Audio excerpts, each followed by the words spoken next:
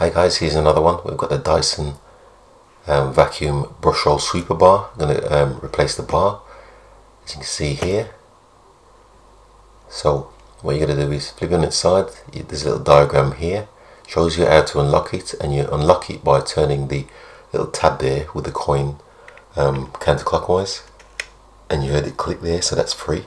So if you just put it on its back and just force the brush to the right hand side, the retaining cover might fall off automatically. As you can see, it's come off there, and then it's just a matter of working the brush out. Sometimes they just fall straight out, sometimes they can be a nightmare. As you can see there, I've extracted it. And if you want to actually clean the clear cover on the head, this part here, all you've got to do is just carefully prise it out like so, give it a good clean. And also you might have a blockage here. Sometimes you get blockages in there, so this is the opportunity to give it a clear out.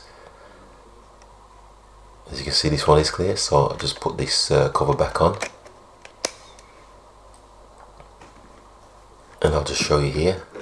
I've got a replacement brush. I've got the brush with the two hard brushes on it, two red.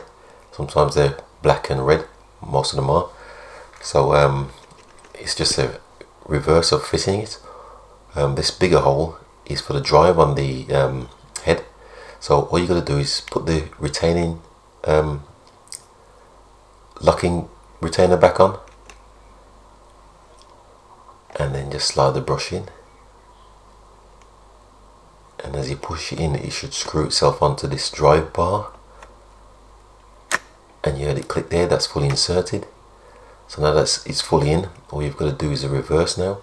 You're just got to turn this locking tab with the coin clockwise this time, and you heard that click, so that's locked in, and that pretty much concludes. Thanks for watching once again, and please subscribe.